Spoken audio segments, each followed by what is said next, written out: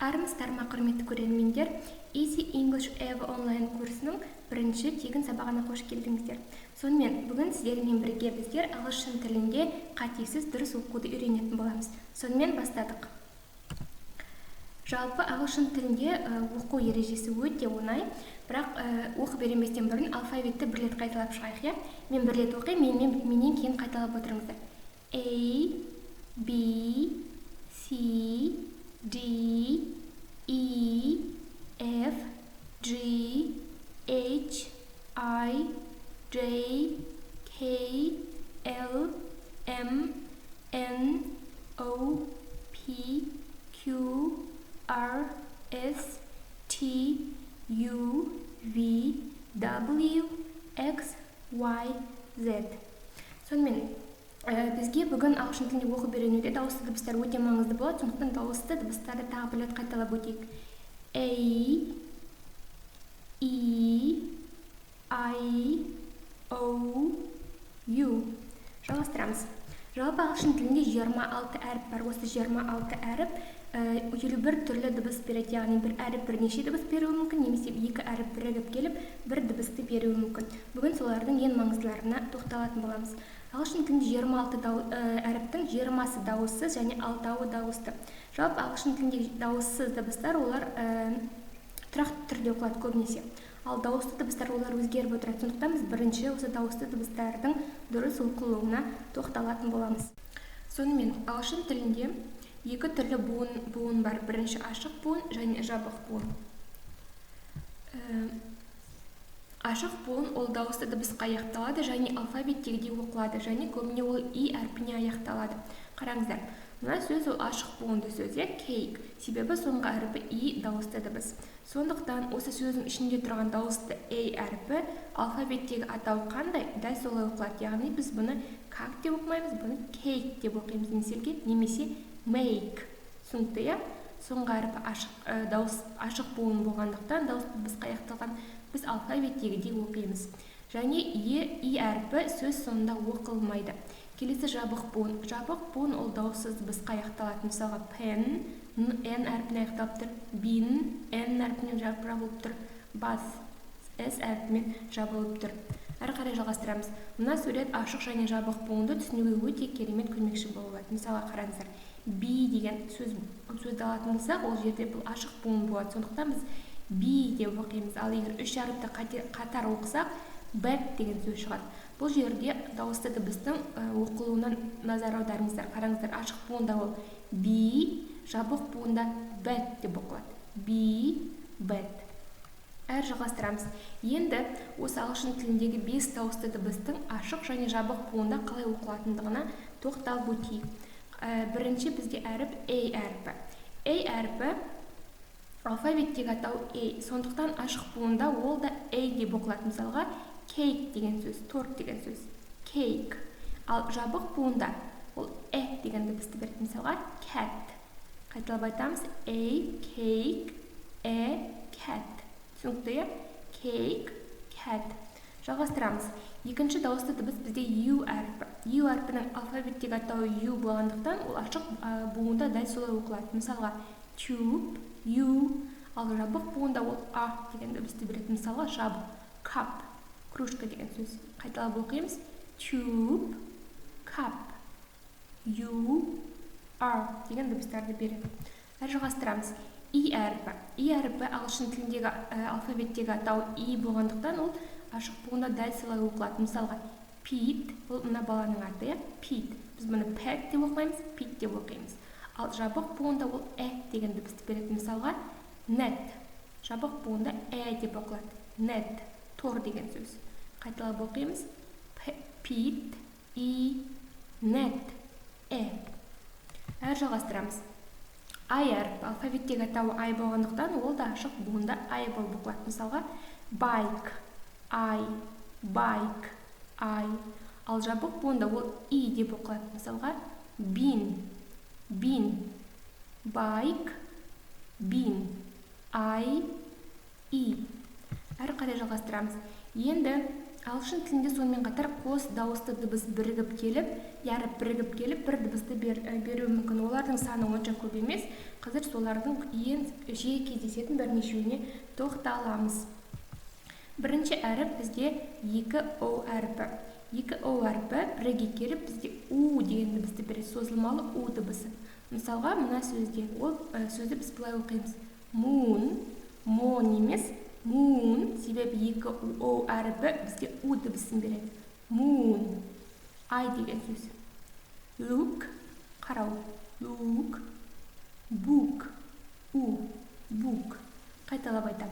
2 о әрпі бірге отырып у дыбысын береді. Moon, look, book. Келесі. 2 и әрпі бірге отырып бізге ұзын созылмалы түрде оқылатын и дыбысын береді. Мысалға, be, see, meet. Be бізде ара, see көру, meet кездесу.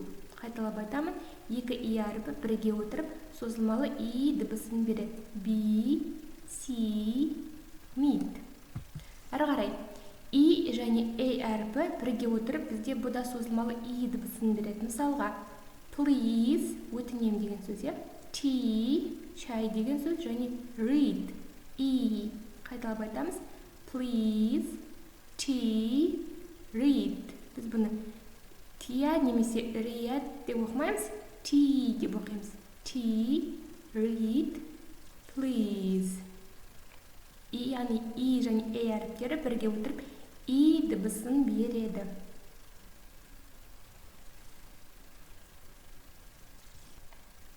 Сонымен әрі қарай жалғастырамыз. EY және AY әріптері бірге отырып бізде A деген созылмалы дыбысты береді. Мысалға, play, ойнау деген сөзде.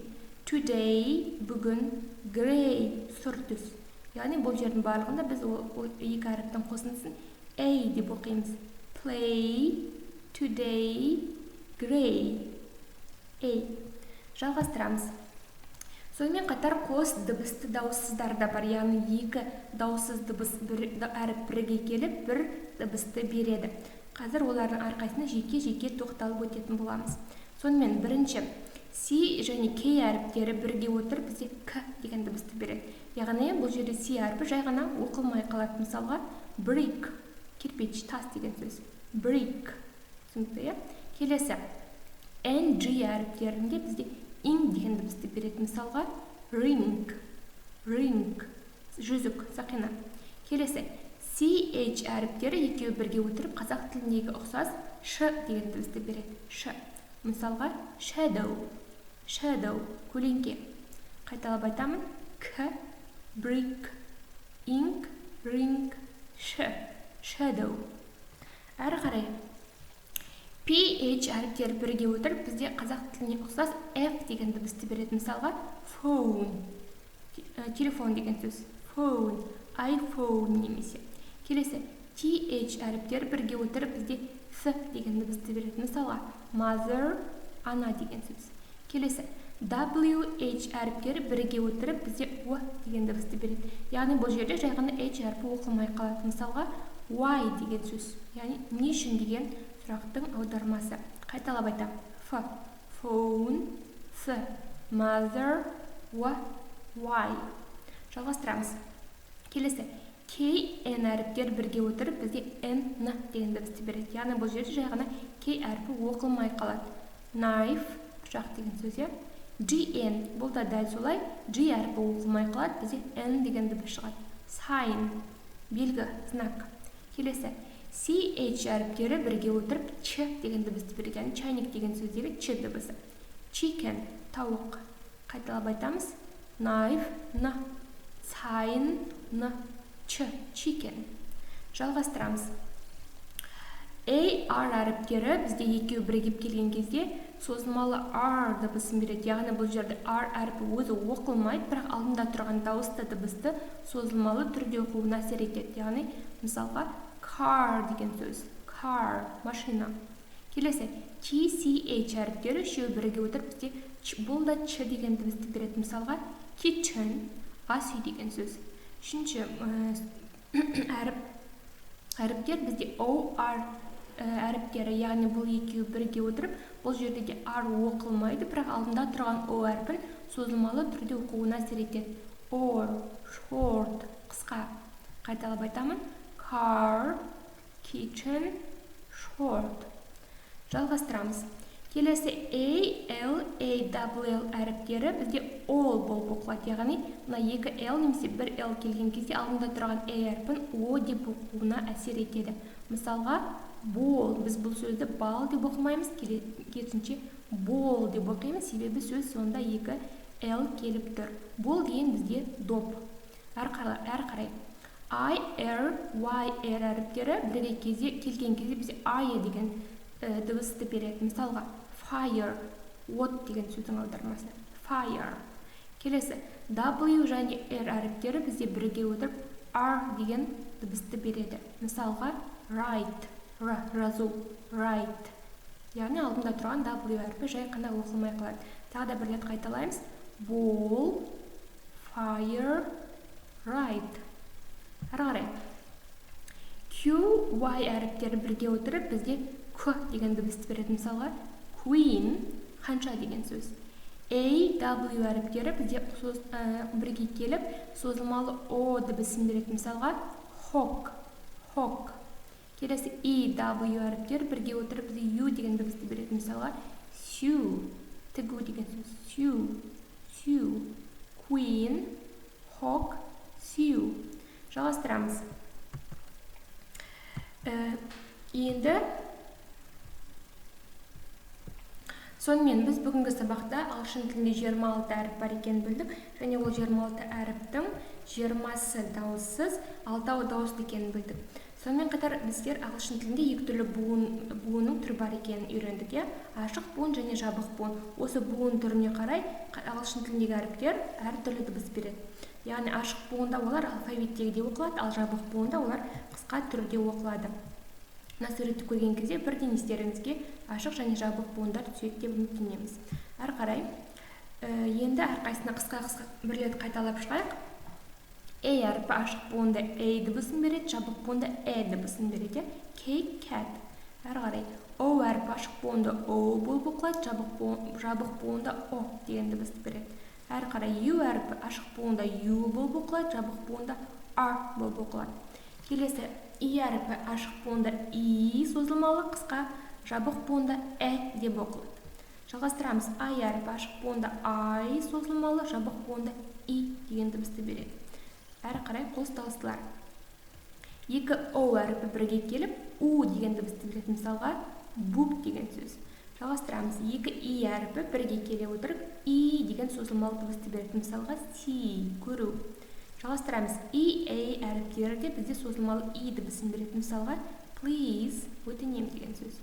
Жалғастырамыз. AY, EY және AY әріптері бізде A деген созылмалы дыбысты береді. Мысалға, play, ойнау деген сөз. Today, бүгін, great, сүртіс. Сонымен қатар бізде қос дыбысты дауыссыздар да бар, CK әріптері бізде K деген дыбысты береді. Break, NG әріптері бізде ink деген дыбысты береді. Ring, CH әріптері бізде Ш деген дыбысты береді. Shadow. Жалғастырамыз. PH әріптері бізде F деген дыбысты береді. Мысалға, phone. TH әріптері бізде Th деген дыбысты береді. Мысалға, mother.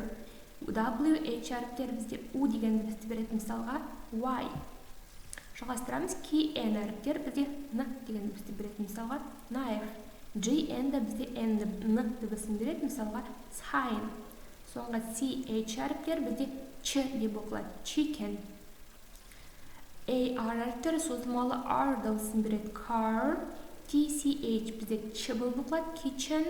OR бізде созылмалы O дыбысын береді. Short. AL бізде all болып оқылады. Ball. IR бізде able деген дыбысты береді. Мысалы, fire. WR біз бұл жерде R деген дыбысты аламыз, яғни W-ды оқымаймыз. Келесі QY әріптер бізде Q деп оқылады. Queen. AW әріпі бізде O деген дыбысты береді. Hawk. EU әріптер бізде U деген дыбысты береді. Sew. Сонымен біздің бүгінгі сабағымыз аяқталды. Енді қайтадан видеоны тағы бір рет көріп шығып, түсінбеген жерлеріңізді дәптеріңізге түртіп алыңыздар. Одан кейін біліміңізді тексеру үшін видеоның астында берілген тесттен өтіңіздер. Бізбен бірге қарағандарыңыз үшін көп рахмет. Сау болыңыздар.